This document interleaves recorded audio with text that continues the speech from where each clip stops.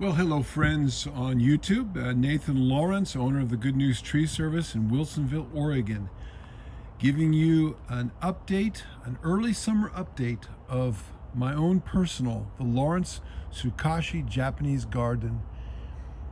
I have done everything in my last 40 years, from owning a logging company with heavy equipment all the way down to fine Japanese bonsai style pruning.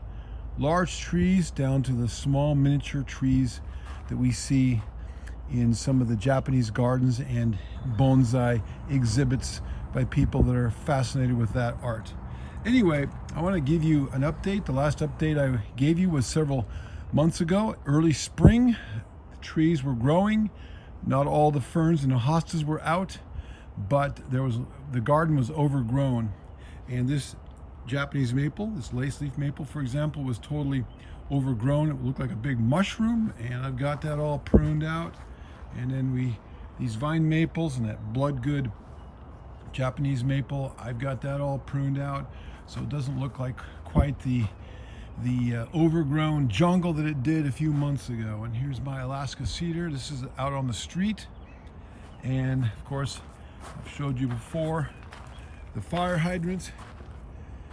And the flowers, this is actually a sunny spot, and I've got a flower garden here, kind of separate me from the neighbors.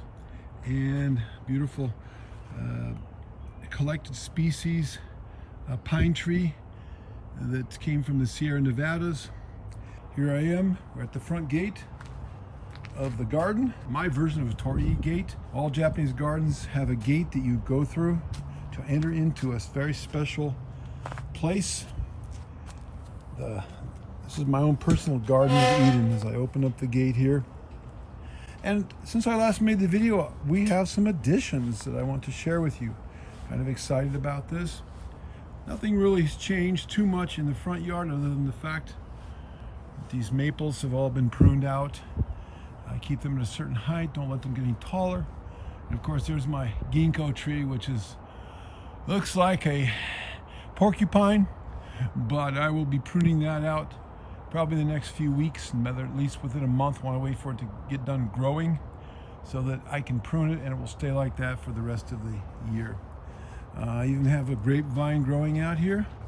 So this is not, and there's some grapes that are coming along. These are Concord grapes. I have several other species of grapes. So my garden is not a typical Japanese garden. It's more of a botanical garden. It's crossed between a botanical garden and a Japanese garden. I actually counted a couple days ago the numbers of plant varieties I have in my tiny little garden, and I have over 150 varieties of plants, flowers, trees, shrubs of all kinds.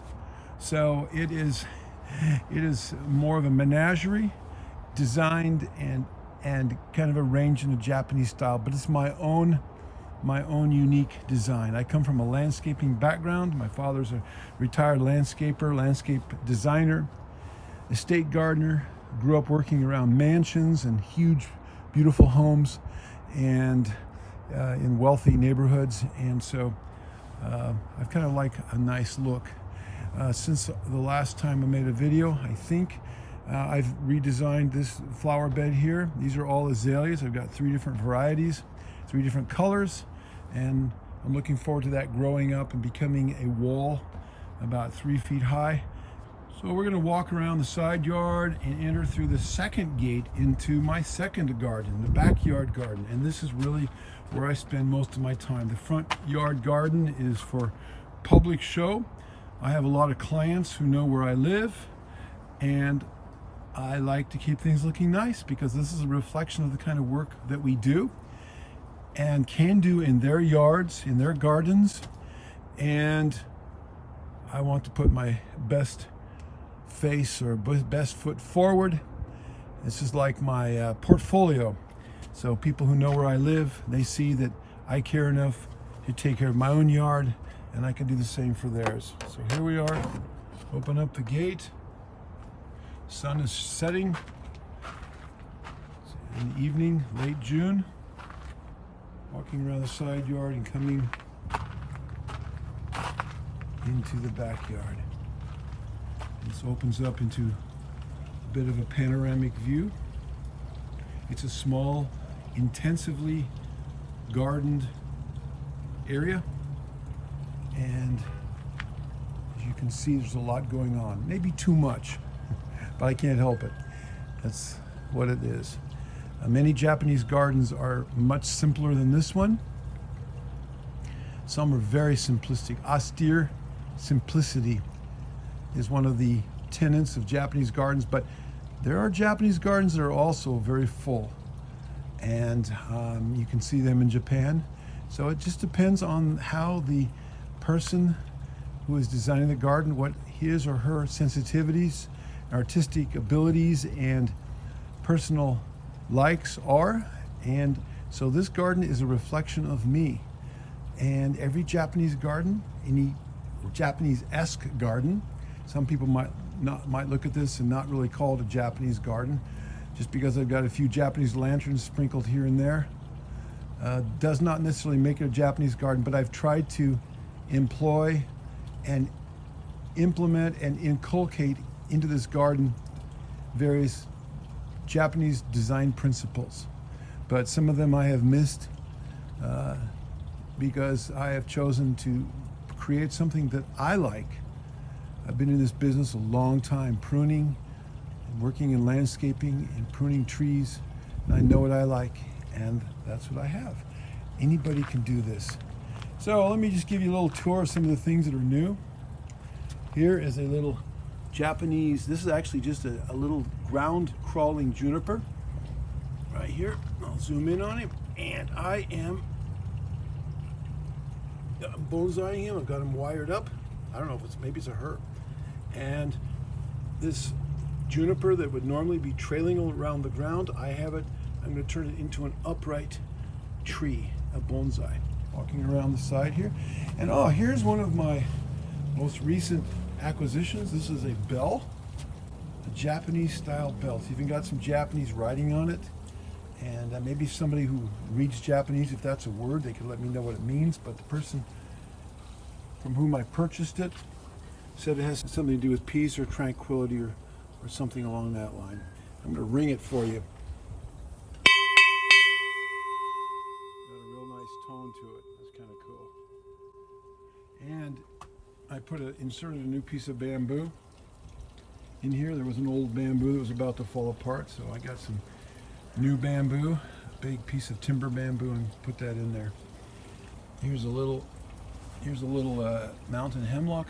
I bought this a year or two ago from a local nursery, and it was totally thick, and I saw the potential for bonsai. I just pruned this out last night. You can kind of see.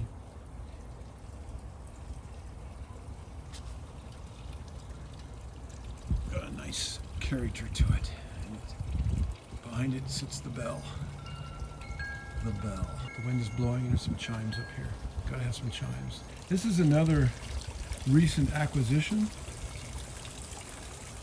This is another type of juniper that was a trailing juniper. And I actually put name tags on my plants. This is a dwarf garden juniper. It is a Juniperus procumbens nana. And this used to be originally was a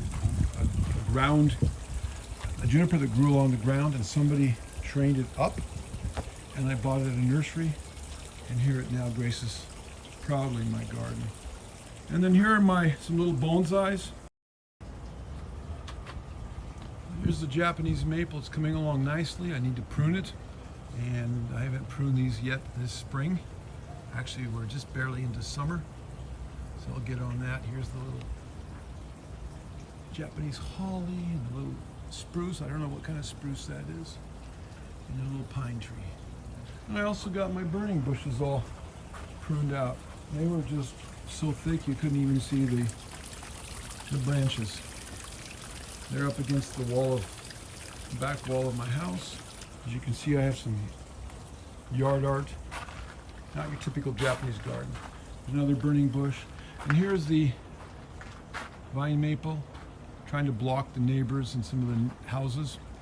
And then This was a week or so ago. This was just totally, this camellia. This is my back 40. I keep all my stuff. But this camellia was totally overgrown. You couldn't even see the branching structure. So I was nonplussed by the monochromatic nature of my yard. Everything was green back here. And I recently visited a very nice public Japanese garden in one of the cities near where I live. It was the Japanese garden in Gresham, Oregon, the Tsuru Island Japanese garden. And as I saw that garden, I realized they had, like many Japanese gardens, they had strategically placed plants of different foliage colors. I have a lot of different leaf textures, but I didn't have enough colors. I had the honeysuckle, and I put that in a couple years ago to give it a bright yellow look against the arborvitaes and this hedge here.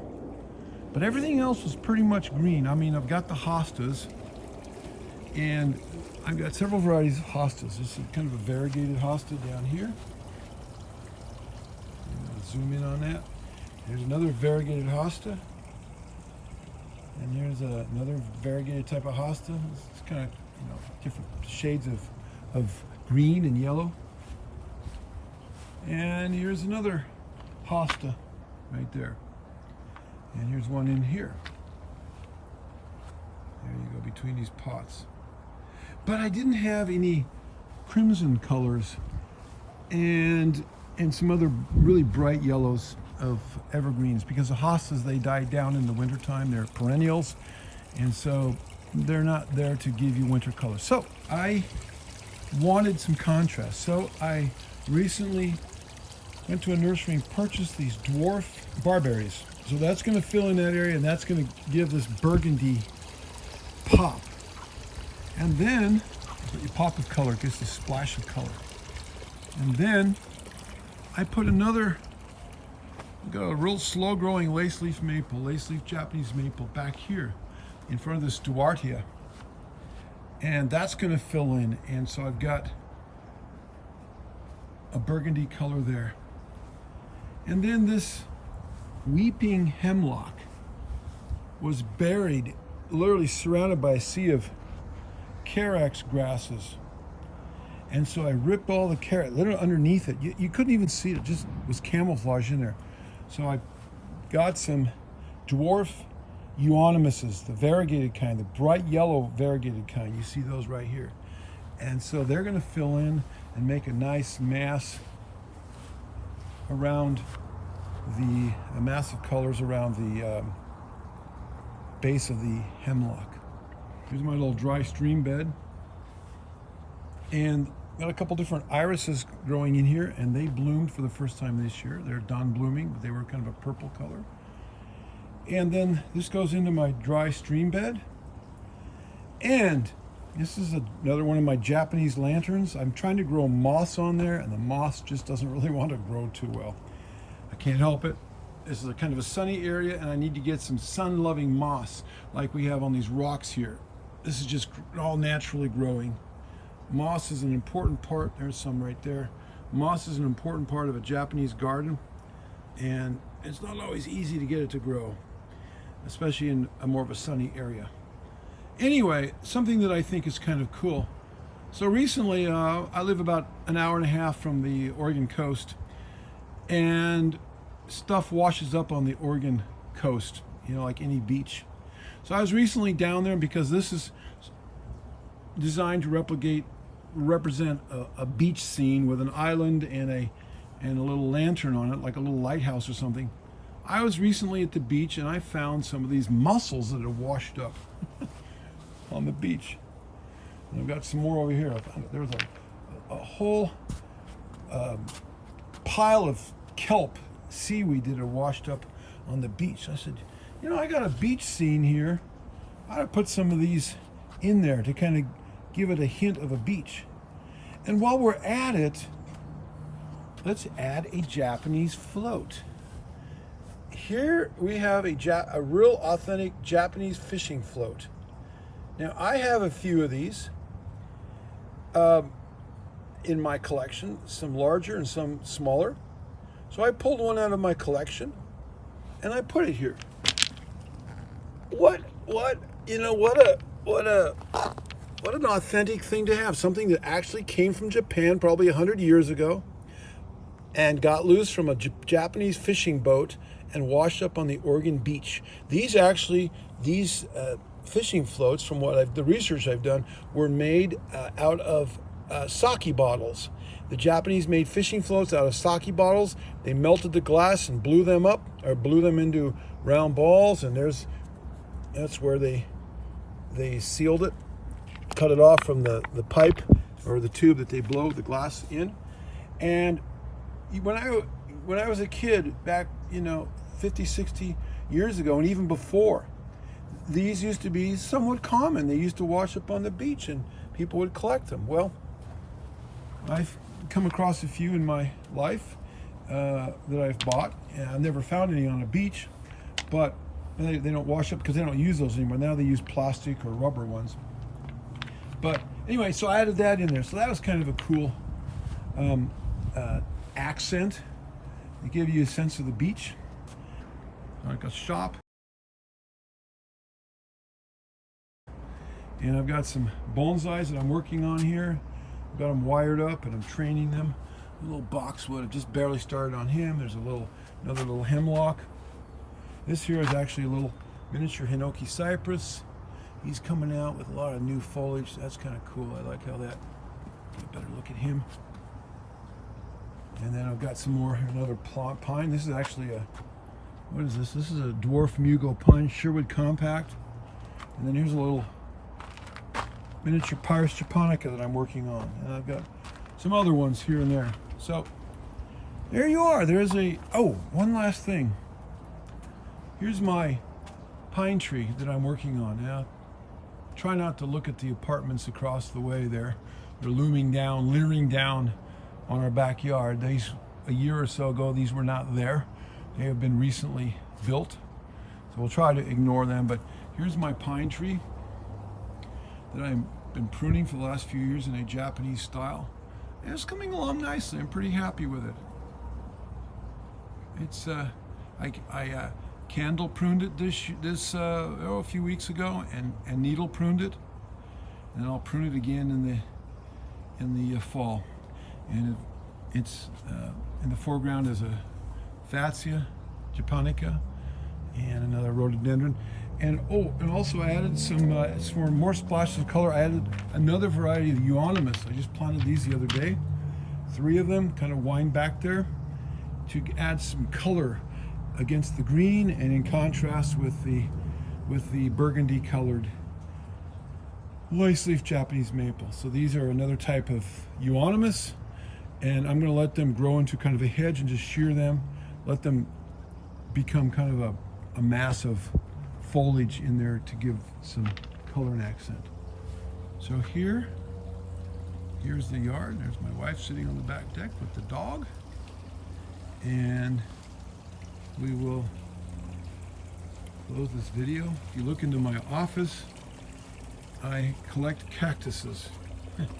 They're inside the window. I've got a bunch of them. I like cactuses or cacti. Either pronunciation is grammatically correct. And I like them because I only have to water them about once a month, and they are very forgiving. Now here's a pitcher plant. Another part of my recent acquisition in my botanical garden. This came from my daughter, who's a house plant enthusiast. This is a pitcher plant, and it likes to live in the water, and insects fly in and get trapped and inside, and then the plant digests them, and that's how the plant receives nutrients. This one is not, it's still kind of new, and it's a little bit ragged coming out of the winter, but it'll look good here pretty soon. There's another couple Japanese floats floating around in there. And here's a little pine that I'm wiring for bonsai. And here's another one, a little mugo pine. And of course I gotta show you my water feature. The grasses aren't looking too good. We went on vacation and I left them out where they didn't get water, so they're looking pretty bad. But anyway, that's my water feature. We've highlighted this a few times before, and it provides some nice background ambient sound. And here is Faith. Hey, Faith. Move. It's all right. Okay. It's all right. She's not used to being on YouTube. It's all right there. And here is the view of the backyard from the deck. I also have a lot of succulents, and I've put succulents in a lot of my pots, and now these are beginning to bloom. I'm going to give it a desert look, although this isn't technically a desert plant. Of course, here's probably my favorite bonsai, type bonsai. It's a type of a juniper or cypress. I don't know what it is, but it's pruned in a Japanese style, kind of a real natural Sukashi style. And we've highlighted this before, but this was a recent acquisition. So anyway, thank you for watching. Recommend, if you're interested in this, recommend this video to other people that are enthusiasts and in the Japanese garden style. And you too can turn your yard into a Japanese garden with a little creativity, looking at examples of other Japanese gardens on YouTube, or if you happen to have a chance to visit some. And I want to thank you for all your kind comments. And some of you, I think, have been inspired to want to try your hand at your own Japanese garden. I have not put a lot of money into my Japanese garden. Most of this work, I've done it all myself and collected plants here and there. And you don't have to spend a lot of money to make a nice Japanese garden. So, all right. Thank you. God bless. And thank you for watching.